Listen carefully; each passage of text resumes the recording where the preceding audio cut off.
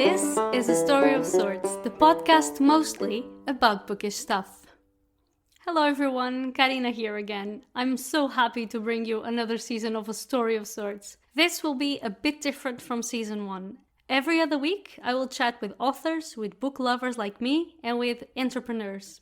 On top of this, my Patreon account will have free bonus episodes where I talk about the books I've read each month, and really whatever crosses my mind that I find worthy of sharing. So don't forget to follow me there for updates. You can find all of my social media, including the link to my Patreon, on linktree/Carina. On this first episode, I talk with Irenea Vicari. Irenea is a friend and a very talented person. She plays the guitar and banjo and composes her own songs, and she makes beautiful, artful crafts like embroidery, knitting, and sewing. Irenea has challenged me for a game of Guess the Plot of the Book by the Title, a bookish game which is pretty much described by its name. It's a really funny game to play with friends, and I thought it was the best way to kick off the season. Have a listen.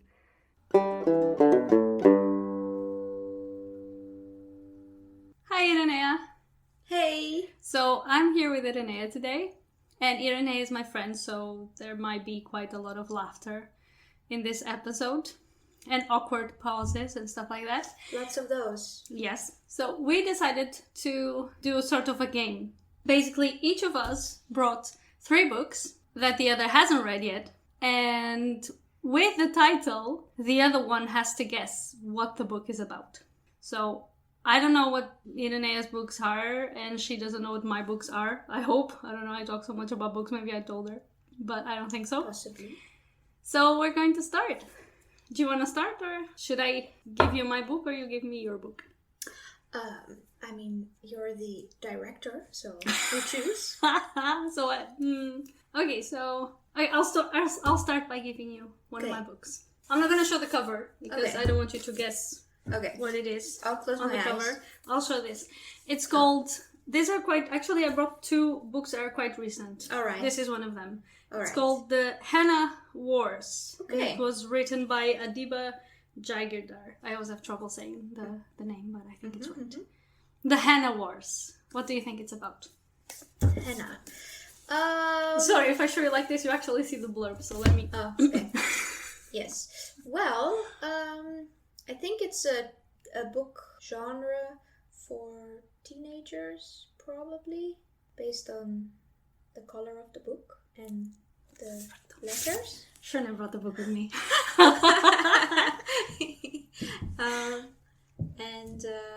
Well, Henna Wars, what could it be about? I think the story is set somewhere in the Middle East, maybe. So I just have to, randomly guess what it's about? Yeah. No wrong answers, because all answers are wrong, probably. All right. So, Henna. I've never had it done to myself, but I find it a very beautiful art form. But it's the Henna Wars. Yeah, it's Henna Wars. What do you think it's about? Maybe it's just these 2 girls both doing henna to other people. And maybe they're rivals, and maybe they first started doing it as friends to each other, and then they got so good at it that they kind of gotten into the top of their own city or neighborhood, and everyone wants their henna done by them, and it just turns out into one big bitchy fight. Yeah, I think it's something like that. Do we do the reveal right after? Yeah, I think it makes sense. Okay. Right. So you're not that far. Okay. Off. Oh. So I don't know. Okay. So this is the cover. It has 2 girls with henna on their hands. And the story is about there's this Bengali girl, but she's also Irish, and it's in Ireland. And one of them, so it's like a family tradition. It's from our culture. And at school, they have this, for a business class, they have to create a business. And then at the end of the year, the teacher is gonna see who has the best business. So the Bengali girl decides to create the henna business, but then there's this other girl who's Irish Brazilian who decides to also create the same business. And then they're like, they kind of, they fight each other. But obviously, and if you read the blurb, it's sort of kind of enemies to lovers. Okay. So like, they're not really like fighting with each other per se, but they kind of are pursuing the same thing. And it's about also cultural appropriation, because the girl who is Irish Brazilian, obviously, well, that's not her culture, but she is making a business with that. You're not that far off. No. Not exactly, no. Yeah. Also very trending topic at the moment. I guess. Like cultural I can't even pronounce the word, but What did... cultural appropriation. Cultural appropriation, yes. Yep. Yeah, no, it is, but it's nice because, the writer is also Irish Bengali, so, yeah. I like that it's creating awareness about it. Yeah. This and it's, subject. There's a cat in the room. Yes, Debbie has decided Has to Debbie ever join been us. on the podcast? That's Debbie. She's saying something now. That means yes, because she has been, I think, one time. Actually, one time there, with me and Joris are talking about it on a blooper at the end of the episode. We're talking about Debbie. Right, Debbie? Yeah. Yeah, why are you so upset? You have food and water. Just wants attention. Food and water is not No. what is life. No. Like, About. attention is life, Yes. mostly. But yeah, you were not that far off. Yay! So the author is also, Bangladeshi and Irish writer. She's a Book Riot contributor, actually. But the story is set in Ireland. Ireland. Okay. Yeah, and it's curious because like in the middle of the story there are some Portuguese, because the Brazilian girl is talking to her mother, so it's quite interesting to see. And it's a really nice story. It's very well written, and you're right also about being young adult, like not really exactly just for teenagers, but it's young adult. All right, Debbie is still looking for attention. Yeah, I don't mind giving it to her. No, never. Okay, so I guess... Is it my turn now? Yeah. Okay. Oh boy. Yeah, this one. Wow, that's a romance. Do you want to say the name of the book? Yes, And so the author? the book I chose, or one of the books, is called Concept M by a Dutch writer called Aafke Romein. Is it in Dutch? This book is in Dutch, yes. Is it concept the same thing in Dutch as in English as it is in Dutch, right? Just a concept. Concept M. Is he a man, the writer, or woman? I thought you had to guess all of it. Do I? Because I don't know. I don't know if... I always have this trouble with Dutch Okay, names. it's a woman. Oh, there you go, because I thought it was a man. Because I always have this trouble with Dutch books, names, because sometimes the same name is okay for both women and men, and non-binary. But I never know that kind of... I just figured it was a man, but I didn't know. I didn't know that name. Concept M. It could be about menstruation. Okay. The M is there. Oh no, but you don't say menstruation in Dutch. And the Yes, book we is there. do. You do? Oh yeah, you say though. Yeah, that's true.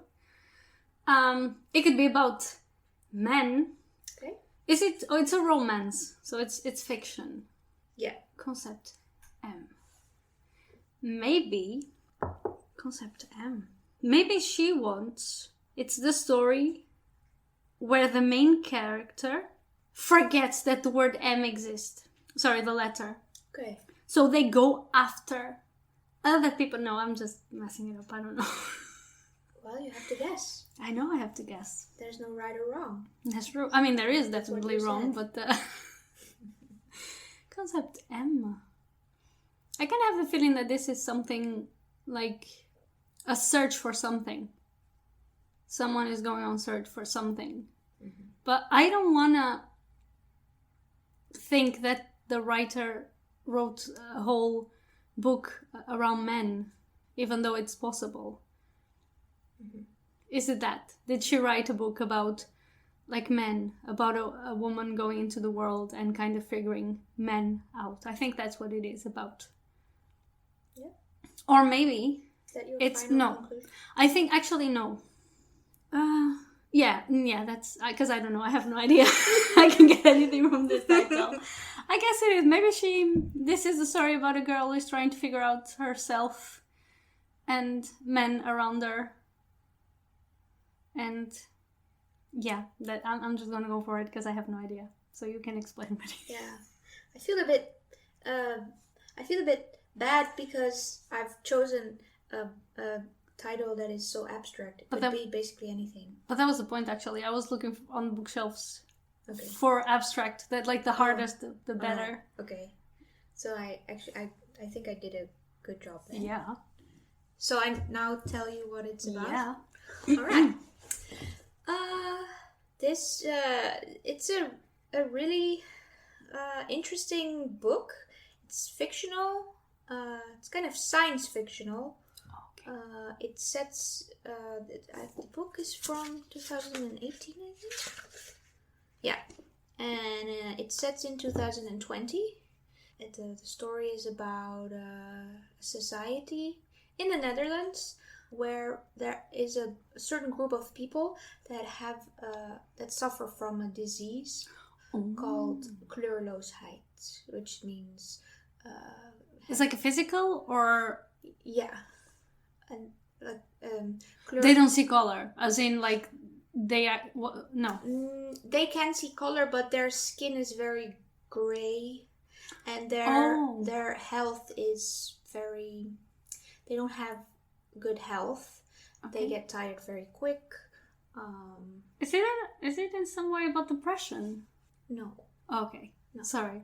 I thought it was some kind of like metaphor. No.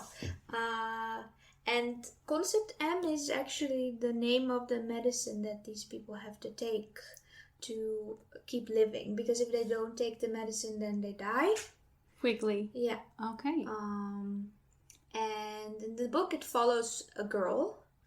And this girl, she also suffers from kleurloosheid.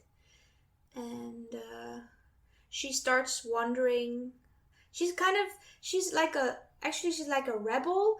And she wonders if this medicine really helps the people or only brings a lot of financial trouble into people's lives, because it's a very, very expensive medicine. And it actually afflicts the whole of the Netherlands and even across the border. The border, yeah. So they're going to Belgium. Oh, but like, okay, but if they don't take the medicine, they do die. That's what the book is about. Yeah. Of course. Yeah, but it's very interesting because. Very up to date though, with the conspiracy theories and stuff like that. Yeah, I think it's funny because it was written 2 years ago and it sets place in this current year, and well, we've had a pretty crazy year so far. Yeah. Also, with a lookout for a potential medicine that might cure us, but we don't know. So I think it's a interesting, pretty relevant book. That she probably didn't even knew that by the time she was writing it. Of course. Wow. Nice. Very well. So it's a bit like dystopian as well. It's like it's science fiction, but a bit like the Handmaid's Tale and Hunger Games and stuff. Nice. Very well. Is there an English edition, you know? I don't know. I should check it out. That's a good thing to look up. Okay. And otherwise it's a great way to... Maybe I should try it. Maybe, I don't know how difficult it is, but I'll take a look at it. So, next one. I'm gonna leave this one for last. This one for last. Okay. So this one is called, and I've just finished it, and it was really good. Okay. And it's called The Vanishing Half by Brit Bennett. I'm showing you the blurb again, as usual. Alright. Vanishing Half. Vanishing Half. Just covering there. It doesn't say anything on the cover, but just in case. Yeah. I'm just gonna base my opinion, my theory on the fact that you've been reading a lot of how do you call those books? Young adult books lately. Maybe something has to do with the little bit of mystery in there. Vanishing half. Maybe she's like half ghost, half human. I'm just gonna guess that the book is the main character is a girl. Okay. Yeah, girl, and she is in her 20s, and she suddenly discovers that she's slowly starting to forget things. Maybe she has like early dementia, because this sometimes happens to young people as well, fortunately. And she is kind of struggling with the fact that she's about to lose all of her memory. But maybe it only stops halfway. That she only remembers half of her life. And that the book stops at the part where she's accepting the situation. You know, it's not what the book is about, but I'm pretty certain a lot of people are going to get great ideas to write from what you think they are, because that's a great idea. Like someone losing like half of her memory, and like that's a great idea for a book. Okay. So if anyone wants to pick up, that might already exist. Maybe you can write it yourself. I mean, lots of ideas exist and are rewritten. Well, enlighten me. What is it about, really? So, it is about. It is not young adult, although it could be read. I think it could be read by young adults, like late teens, early 20s and up.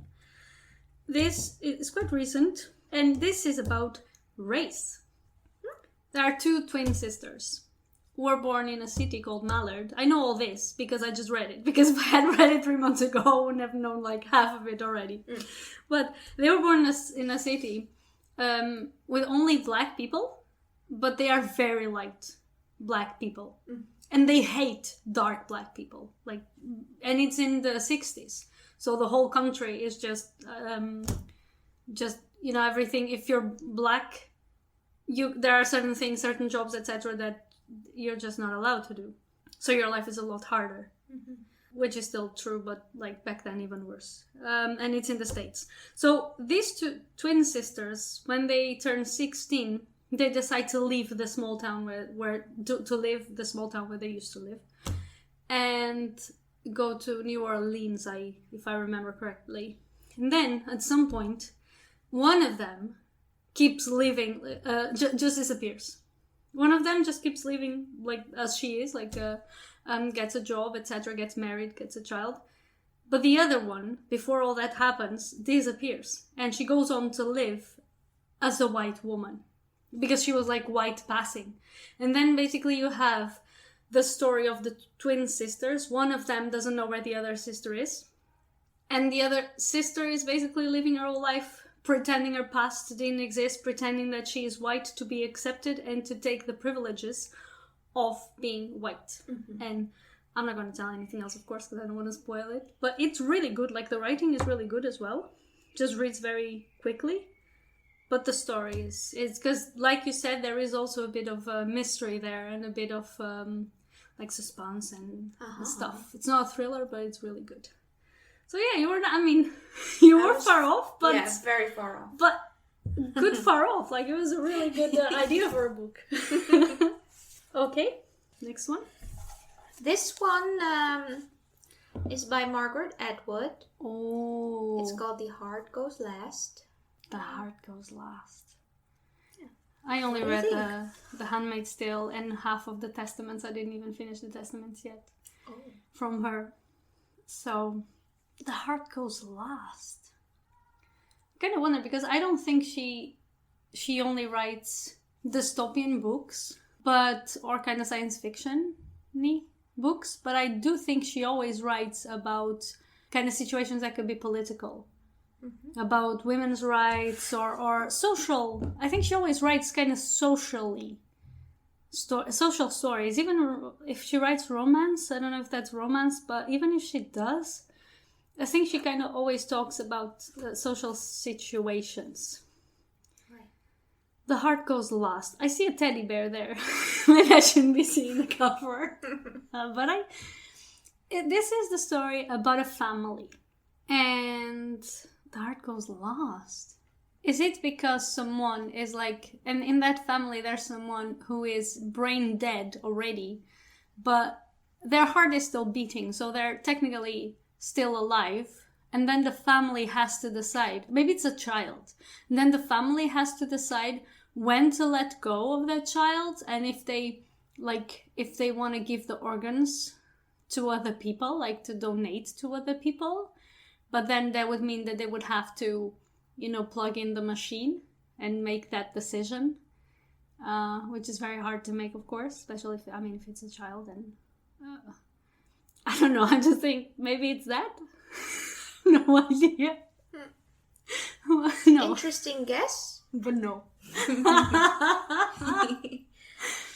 It is actually what you said at the beginning. It is dystopian. Yeah. Dystopian. Oh, yeah. Okay. Yeah. So it also probably, like a lot of our books, it takes place in an alternative world, society. Here in this book, the world is a pretty big mess. I think it sets. Is that in 2020? No, I'm kidding. I think the story is set in the States, and there's this nationwide economic collapse, and people are losing jobs. People are even selling their baby's blood to get extra money. And the story follows two people, a couple. One of them also loses their job, and they have to live in their car. And at one point they come across this ad about a secluded... it's not company, but it's... sorry. Blah, blah, blah. What's the name? A secluded... what do you call when it's people like a gated community. Yes, a secluded community. Yeah. That's the word I was looking for. And it seems like paradise, because you can live there, you can work, you get a roof over your head, all of that, and then they go for it. And what's the catch? The catch is half of the time they're there, they have to spend in prison, and half of the time they have to service some type of guards. So they're kind of leading a double life. And the house that they live in there is not entirely theirs, because the time they are spending in jail, some other family is living in their house. But they don't know anything about this family. Oh. Yeah. And then once the story goes on, they get very obsessed with this other family living in their house. And it kind of... this is like one of the parts that makes the story so intriguing and interesting, but there's also like interesting dilemmas. Yeah. Is that an English word? More like moral things that go on. And they have to decide what to do. The kind of jobs they have to do at the prison. Oh. So it's very interesting. Okay. Yeah. Well, maybe it's I haven't finished the Testaments yet, but maybe the one is... The teddy bear, at first when I saw the cover, I thought, that's a really ugly cover. Why would you put that teddy bear on in the cover? middle, right? Yeah, but it has something to do with the story. Oh, okay. So yeah. Alrighty, I see. It's not totally random. All right. Yeah, because I saw that, and I don't know. I see the houses in the cover, and then the teddy bear, and it kind of makes you think, of a family, someone left behind, especially a child or so. So, alrighty. Yeah. Completely off. Some weird plot twists in the end. That's good though. Yeah. Maybe okay. I need to take note of that, because things gonna be interesting. And it's in English. The heart goes last. Very well. And now it's the last book that I brought. I hope you don't know the plot to this one. I don't think you do, but I just chose it because it's a long title, and I used to always mix it up. Okay. And we never finish the title when we say it. We just say drive your blah blah blah blah. All right. Okay. And it's Drive Your Plow Over the Bones of the Dead. Okay. And it's written by Olga Tokarczuk, and she won a Nobel Prize, and I read this actually for book club. Mm-hmm. And I always used to mess up like the title. Never heard of it before. No? Okay. No. So it's Drive Your Plow Over the Bones of the Dead. Okay. That's I know, right? Yeah. I'm having images in my head. Not so pleasant. Does this book, just a question, does like the title of this book give you any seasonal thoughts? Like, if you think this book belongs somewhere, where do you think it would belong in a season, like autumn or winter or spring or summer? I'd say around Halloween, so autumn. Okay. Just to, sorry, because I have this feeling that books give me season feelings. Really? Yeah, like Okay. I read some books and then I think, oh, this is, even sometimes it's like, it takes place in the summer, but for some reason it just gives me winter Okay, feelings. then in that case it gives me an autumn feeling. Okay, good. Yeah. Just to check. Drive your plow over the bones of the dead. I don't think it's literal. There's gotta be some, beeldspraak. How do you say that in English? Like a metaphor? Is a Yeah, metaphor? like a metaphor. I think it's a very metaphorical book. Well, maybe it is. Drive your plow over the bones of the dead. It's a very simple book cover. It does not... Oh yeah, but it has other... I just brought... like, this is the cover that I have, but it has other editions that have other things. Yeah. I could show you, because I don't think it gives away a lot. No, it's okay. I'm gonna just guess. Yeah. Randomly guess. Yeah. Fictional? Yes. The writer is Polish. I don't know if it helps, but just in case. Maybe it's about someone very selfish, egocentric, that wants to reach for the top and does not mind, doing dirty things to get there, even if it involves killing other people. This person has to get to that point that this person wants to get to. He'll do anything, and then maybe realizes, is it worth all of that in the end? And then ending with a question. Yeah. So, I don't want to spoil the book. Okay. But again, you're not super, super far off. Okay. Because this book is it's not a thriller, but it is kind of a thriller, except that it's not, because it doesn't really read as a thriller. But basically, the main character is this old lady. And she, actually, one of the things that you notice throughout the whole book is that we were just talking about it, but she is crazy about astrology. But she actually believes it. Like, she honestly believes that she knows her future, that she knows exactly when she's going to die through the stars, through astrology.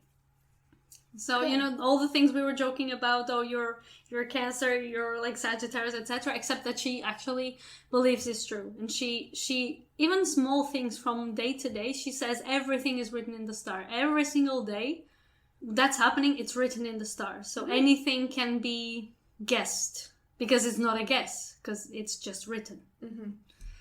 But that's like a big part of the book, but not a big part of the book. It's just a part of who she is. It doesn't take a long time in the book, but it's a part of who she is.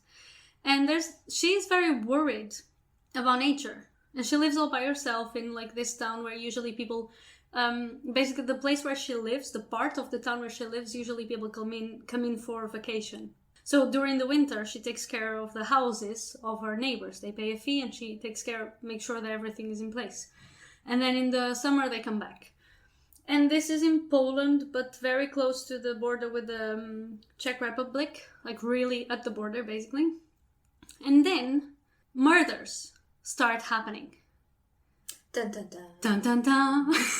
Exactly. And everyone is investigating. Everyone is... And alongside the murders, like, she starts to really believe that the murders are committed by animals. Because people are doing stuff to harm nature and to harm animals. And she really deeply believes animals are taking revenge on all the shit they've been dealing with, because you've been hunting them as well. And there are a lot of clues that point to the animals doing it. So basically the whole book is the police and herself, and there's like a student that comes to her place also often, and he's translating some poetry and stuff, and she's helping. So they're all kind of trying to figure out what it is, what's happening, who's doing all the killings. And it does have a sort of an open ending in a sense. So you do know what happens, but not everything. But it's kind of curious because I talked about this before, also on the podcast and at the book club, that it's one of those books that I was really bored when I was reading it. I was like, oh, okay, so where, like, not really bored. It was just like, where is this going? Just, carry on. But then I finished the book and I was like, wow, this book is so good. Like, it's really so good. It's one of the best books I've read, even though I don't think I would read it again, but I would recommend it. And I never read the book. Never. Maybe I will. But it's just a very weird book because I didn't find it super interesting as I was reading it. But then as I finished, like, wow. And I actually guessed pretty much the ending. Like, I think I took a note because at the time I was taking notes, like 86 pages through. And the book is how many pages? 260 something. Okay. I like to do that. I like to try and guess. Because with like Agatha Christie and stuff like that, I usually never guess. Because it's this one. Oh no, it's that one. And then it's that one. It's never the one I say. Yeah. But this one it did. Just wanted to brag about it. But yeah. Well, it's like you weren't that far off. I mean, there were a few elements that you got right. Actually, yeah, no, you're not. Yeah. No, you're not. Come on. I mean, again, I don't want to give any spoilers. But you're not that far off. Oh, okay. But like the selfishness and doing anything just to get what they want without thinking about other people. That was very on. So, and there's the last one. Last one.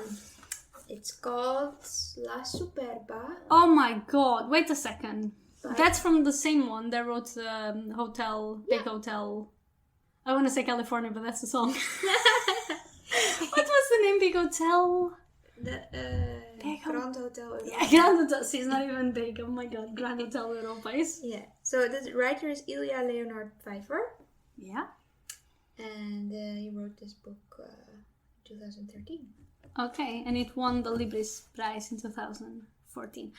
I do think, I'm not sure because I may be confusing things, wouldn't be the first time, but we have like 3 of her books at the bookstore, and one of them, and I think it's this one, it's in the shelf for theater plays and stuff like that. But maybe it's not this one, maybe it's another. La Superba.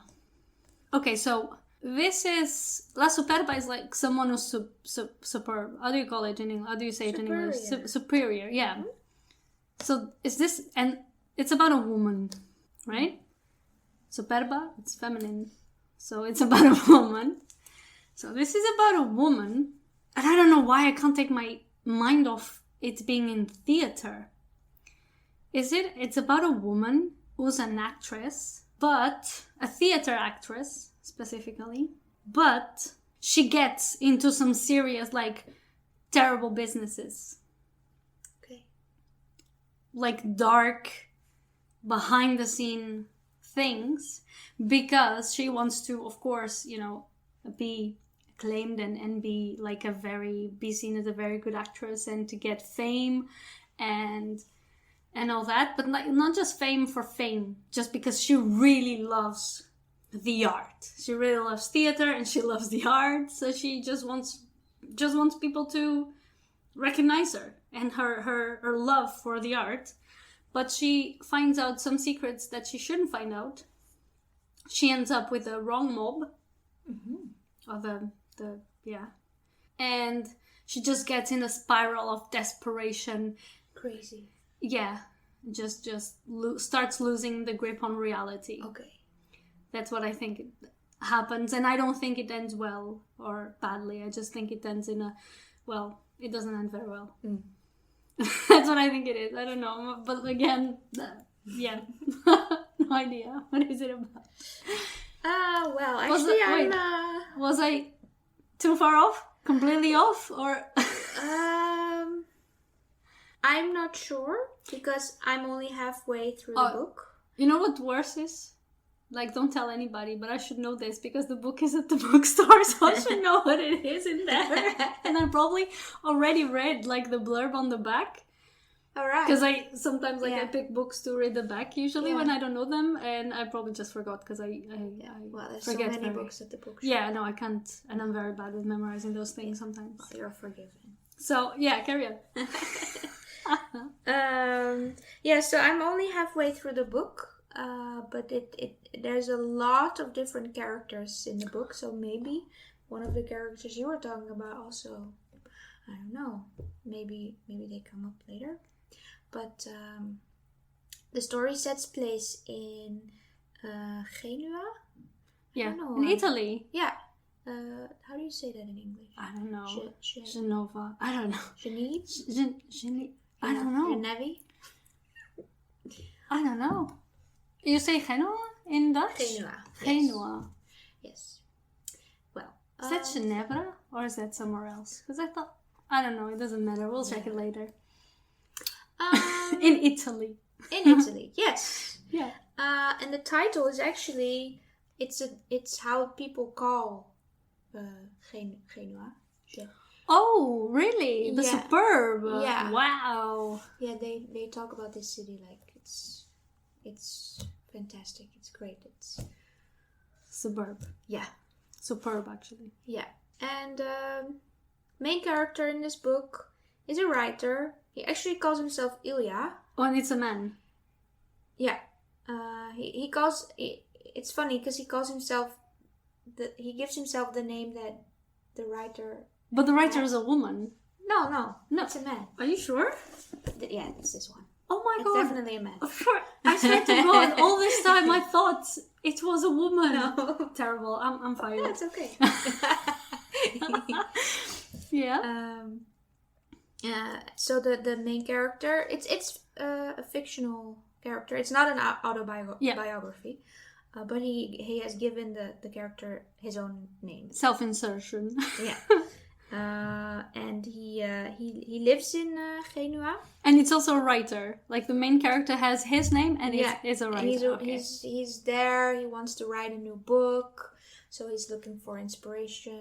And there's a lot of characters coming along his story.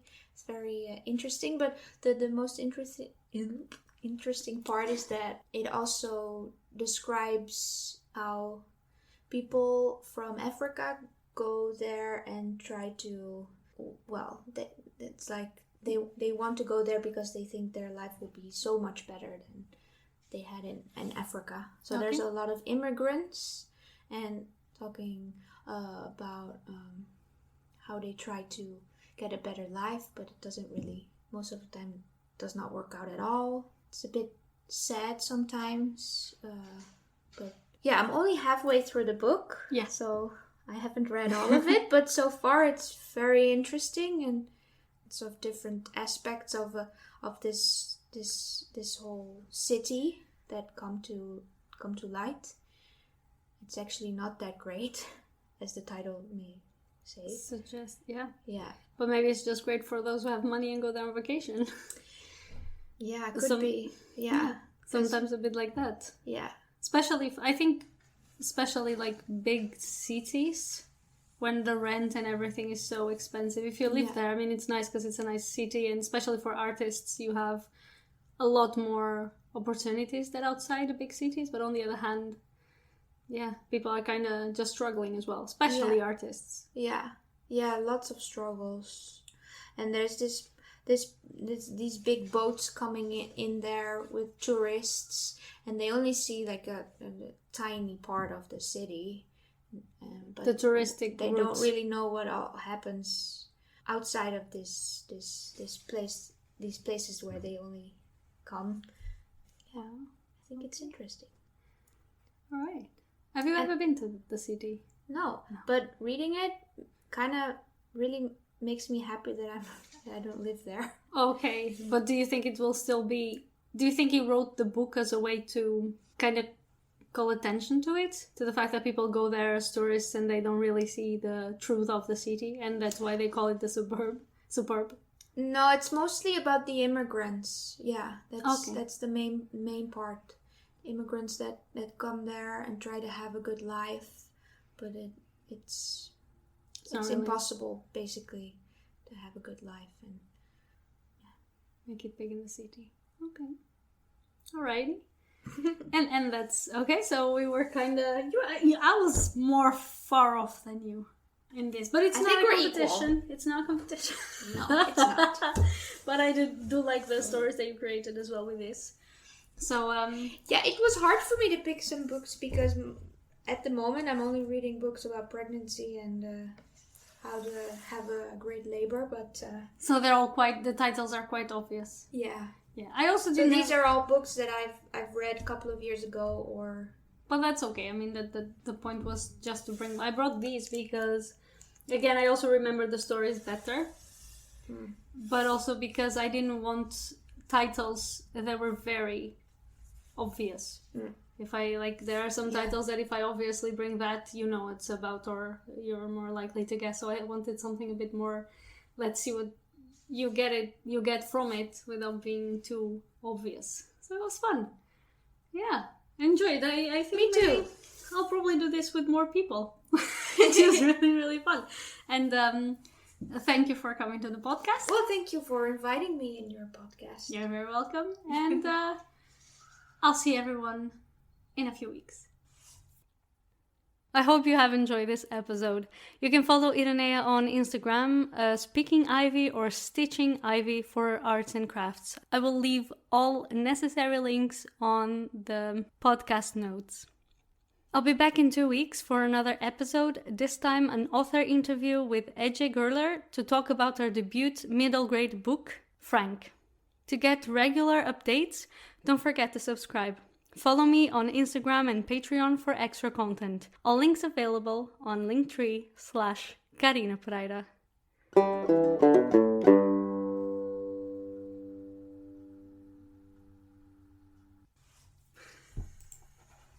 I'll re-record this part at the end. How are you gonna see everyone? No, yeah, because I always listen to you. I never say that. I always say, talk to you in a few weeks. Like, talk to you in 2 weeks. But today I just didn't know, it's so weird to do the goodbye with you here. It's like I'm talking to the microphone and she's right there.